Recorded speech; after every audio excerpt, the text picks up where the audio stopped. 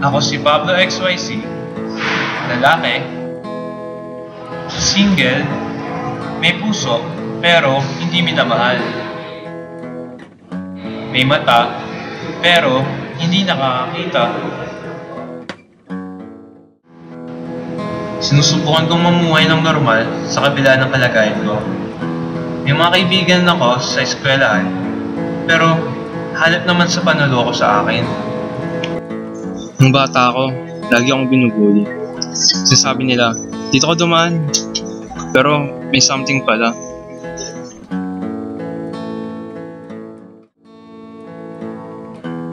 Last time, naalala ko. Kumakain na ako ng mag-isa. Nang biglang nagulat ako. Nung kinakain ko, umaanghang na.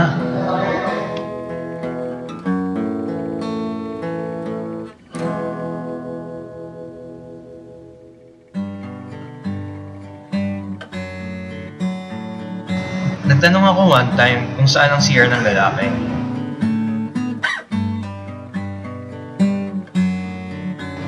Nagulat na lang ako. Biglang pagpasok ko, ang dami naghihiyawan na babae.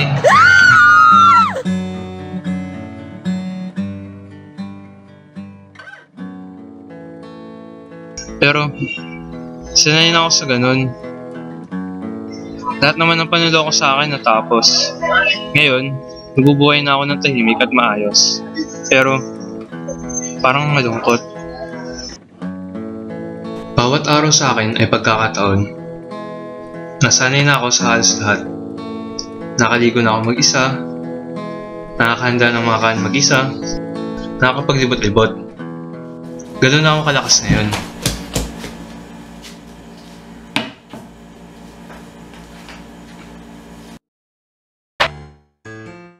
Ako si Girl Alu. Tawag sa akin ng mga friends ko, G.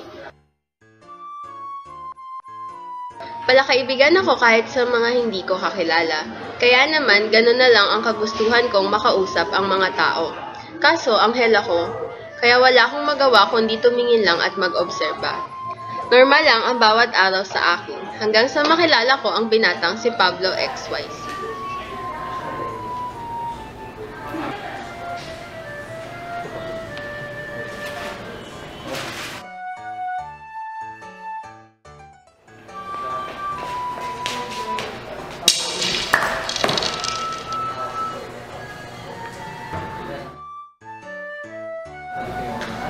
Okay ka lang?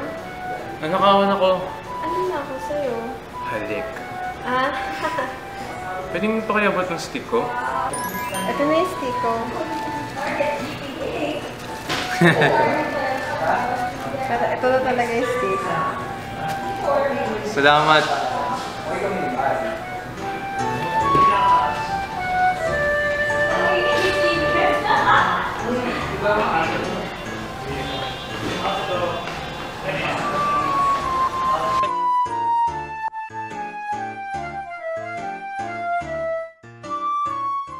Si Pablo. Pablo XYZ. Sige, galakad mo na ako. Sure ka? Ayaw mo kong samahan. Okay lang ba?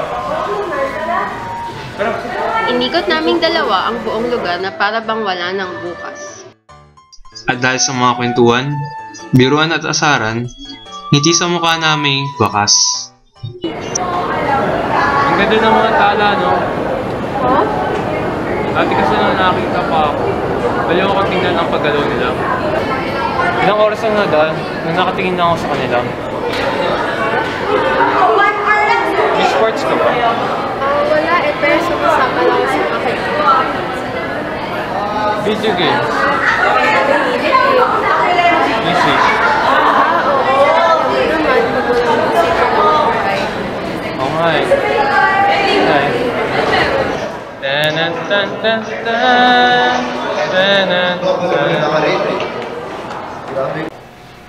Nagsimula ang lahat sa yapak ng aming paa.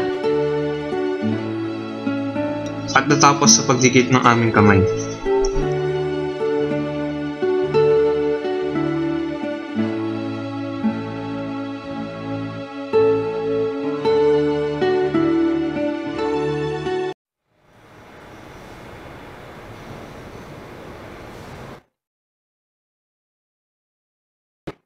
Gaya ng buhay ang pagsasama namin natapos. Hindi ko makakalimutan ang kanyang yakap at hapdos. Magkikita pa ba tayo? Mag-meet pa ba tayo? Naniniwala ka ba sa mga anghel, Pablo? Para sa akin, ang mga tao nakakaintindi ng kalagayan ko, ang mga tunay na akin. Tayo. Sige, una na ako. Oh, hindi mo pa sasagot yung tanong ko.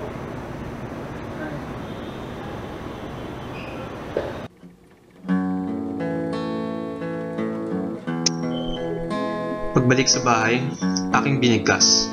Isang linya mula sa aking Biblia. Ang Diyos ang aking ilaw at tagapagligtas. Wala akong ikakatakot.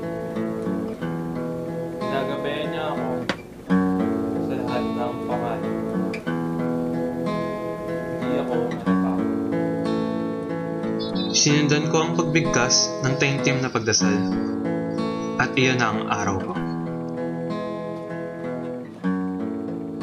Di ko alam na nandun pala siya. Ang babaeng kasama ko kanina lang. Salamat, Pablo. Nakinggulat ko talaga pagdating ng umaga. Na ako'y nakakita na. Nakikita na ako.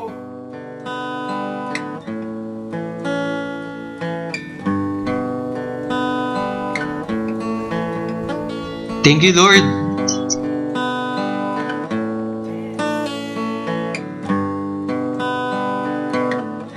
Pero bago ako umalis para ibahagi ang magandang nangyari sa akin kay girl, may ilang kaibigan ang nagpakita at nangamusta sa akin. Ano yan, ha? Kamusta? Ayos lang. Ito, nanonood ng X-Men. Lagi ako kasi Ayos yan. naririnig dati eh. Ngayon, makapanood ka na. Nice. Good for you. Okay yan. You deserve to see again, Brad.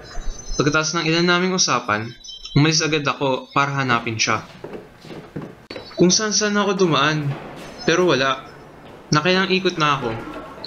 Di ko alam kung anong itsura niya. Kaya nagtanong-tanong rin ako. Dinala ko ang aking stick. At ngayon nandito ako kung saan alam ko huli kami nagkita. May nakatanong kayo ba dito? Ako ba kausap mo? Ako? Wala eh. Pwede niyo kumuha akong samahan sa simbahan? Sige, ito po kami.